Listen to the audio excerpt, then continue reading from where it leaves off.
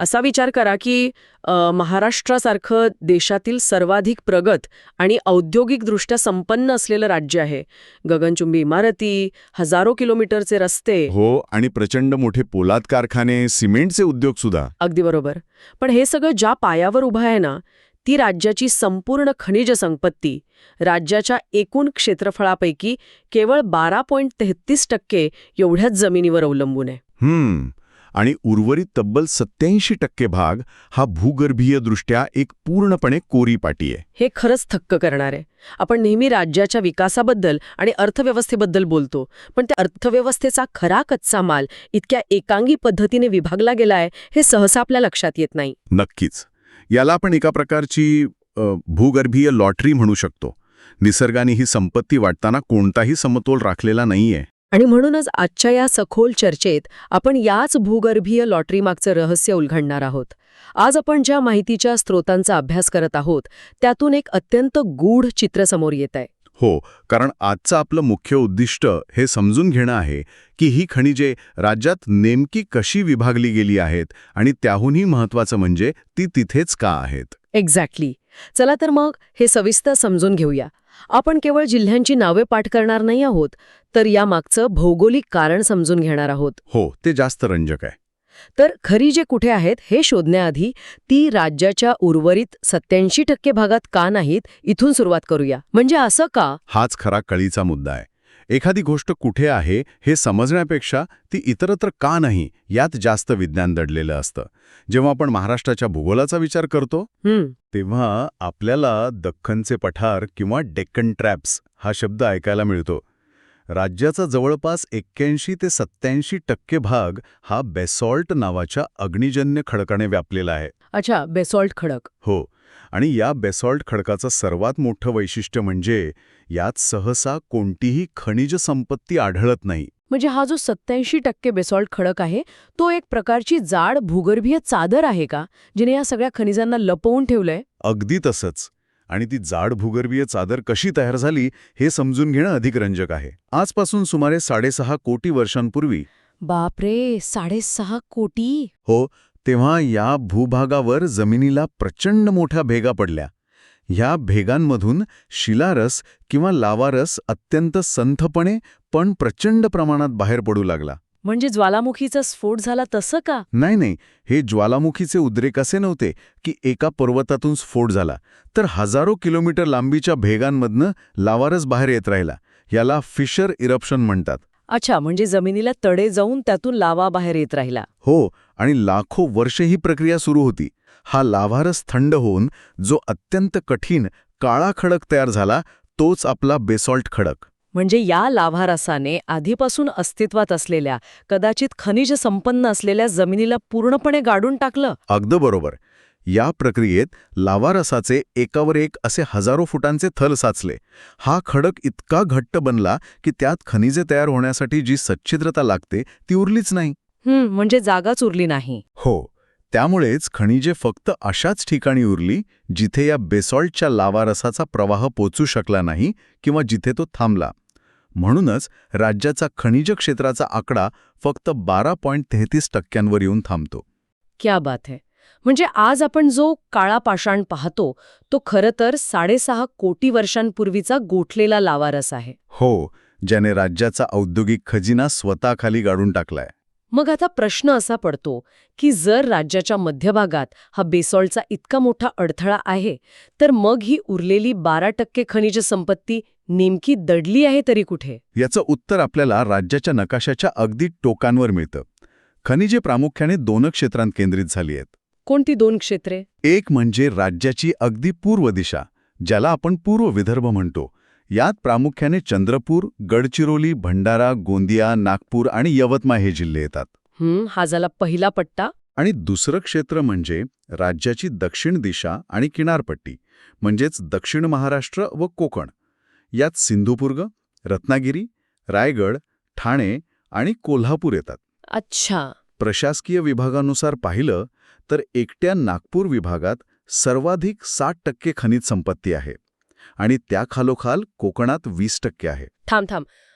जर आपण या आकडेवारीचा नीट विचार केला तर हे खूपच अस्वस्थ करणार आहे. कसं काय? म्हणजे जर नागपूर आणि कोकण विभाग मिळून राज्याची तब्बल 80% खनिज संपत्ती व्यापत असतील तर याचा अर्थ उर्वरित महाराष्ट्रात जवळजवळ काहीच नाहीये. हो, दुर्दैवाने तसंच आहे. माहितीनुसार पुणे विभागात फक्त 3% आणि नाशिक विभागात तर सर्वात कमी म्हणजे फक्त 2% खनिज साधन संपत्ती आहे. हे प्रशासकीय आणि औद्योगिक विकासाच्या दृष्टीने किती असंतुलित आहे. हा अत्यंत अचूक आणि महत्वाचा निष्कर्ष आहे. ही जी भौगोलिक विषमता आहे ना, ती राज्याच्या आर्थिक धोरणावर प्रचंड मोठा प्रभाव टाकते. आता हे 2 सुवर्णपट्टे कुठे आहेत हे आपल्याला समजलं. तर या पट्ट्यांमध्ये नेमकी कोणती मौल्यवान खनिजं सापडतात ते पाहूया. मँगेनीजपासून सुरुवात करूया. भारतात आढळणाऱ्या एकूण साठ्यापैकी तब्बल 40% साठा एकट्या महाराष्ट्रात आहे. हा आकडा खरोखरच लक्षवेधी आहे. मँगेनीज हे मुख्यत्वे फेरोमँगनीज बनवण्यासाठी आणि पोलाद उद्योगात वापरलं जातं आणि आजकाल बॅटरी सेल निर्मितीसाठीही ते अत्यंत महत्वाचं आहे. आणि हे कुठे सापडतं प्रामुख्याने? हे प्रामुख्याने विदर्भात भंडारा आणि नागपूर जिल्ह्यांत सापडतं. नागपूरमधला सावनेर रामटेक पट्टा, ज्यात गुमगाव, मनसळ, कांद्री येतात, तिथे याचे मोठे साठे आहेत. अच्छा, म्हणजे नागपूरचा पट्टा. हो, आणि भंडाऱ्यातील डोंगरी बुद्रुक, तुमसर इथेही आहे. याशिवाय कोकणात सिंधुदुर्ग जिल्ह्यात, विशेषतः सावंतवाडी आणि वेंगुर्ला भागातही मँगनीज आढळतं. इथेच हा विषय अधिक रंजक होतो.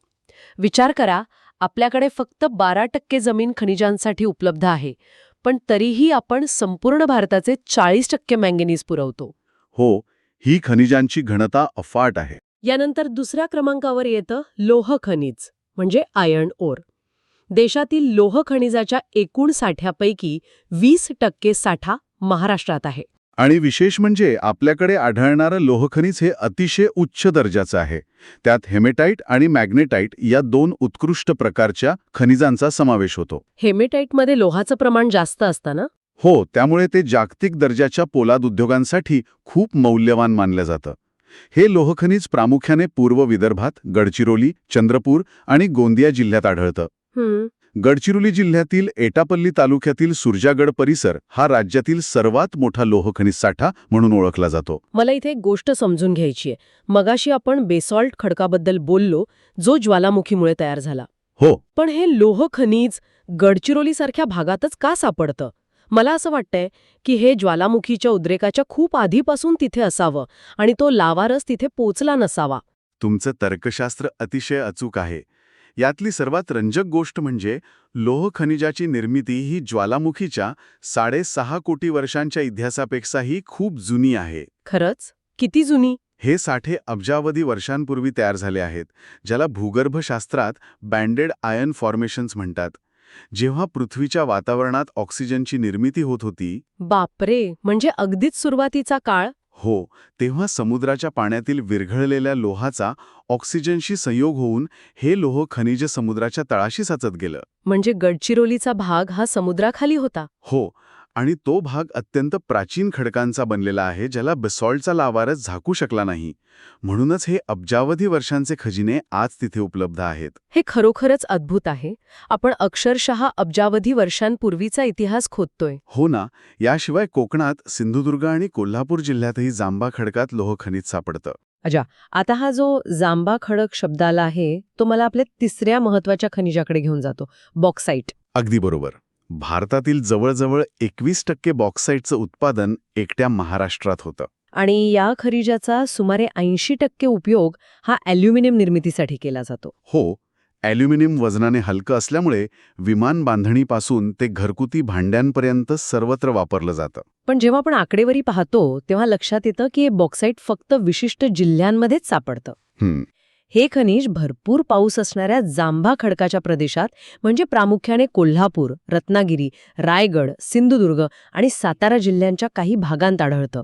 माझा प्रश्न असा आहे की या खनिजाचा आणि अतिपावसाचा नेमका काय संबंध आहे? हा निसर्गाचा एक अतिशय सुंदर चमत्कार आहे. जांभा खडक, ज्याला इंग्रजीत लॅटरेट रॉक म्हणतात, त्याची निर्मितीच मुळात अतिवृष्टीमुळे होते. अतिवृष्टीमुळे खडक तयार होतो. हो, होतं असं की ज्या भागात खूप जास्त पाऊस पडतो तिथे खडकांमधले सिलिका आणि इतर विद्राव्य घटक पावसाच्या पाण्यासोबत जमिनीत झिरपून वाहून जातात. याला लीचिंग म्हणतात. अच्छा, म्हणजे पावसाच्या पाण्याने खडकाला अक्षरशः धुवून काढलं जातं. अगदी तसंच. आणि हे सगळे हलके घटक वाहून गेल्यावर मागे जो कठीण, सछिद्र आणि विटकरी रंगाचा खडक उरतो तो ॲल्युमिनियम आणि लोहाचा अत्यंत समृद्ध साठा असतो. क्या बात आहे. म्हणूनच जिथे जास्त पाऊस पडतो म्हणजे आपला कोकण आणि सह्याद्रीचा पट्टा, तिथेच हा जांबा खडक तयार होतो आणि त्यातच आपल्याला बॉक्साईट मिळतं. म्हणजे निसर्ग इथे एक प्रकारे चाळणीसारखं काम करतोय. पाऊस नको असलेल्या गोष्टी वाहून नेतो आणि शुद्ध कच्चा माल मागे सोडतो. अगदी चपखल उदाहरण दिलं. तर हे द बिग 3 धातू मॅंगनीज, लोह आणि बॉक्साईट आपल्याला मिळाले. पण आता एक नवीन प्रश्न उभा राहतो. कोणता? हे धातू फक्त जमिनीत सापडून उपयोग नाही, त्यांना वितळवावं लागतं. आणि यासाठी लागणारी प्रचंड ऊर्जा कुठून येते? कारण एवढ्या मोठ्या प्रमाणावर धातू वितळवणं सोपी गोष्ट नाही. बरोबर. आणि तिथेच आपल्याला कोळसा आणि चुनखडी यांसारख्या खनिजांची गरज भासते. हे धातू नसले तरी संपूर्ण उद्योगधंद्यांचा खरा पाया आहेत. या दोन्ही गोष्टींशिवाय तुम्ही लोह पोलादाचा कारखाना चालवूच शकत नाही. बरोबर ना? हो.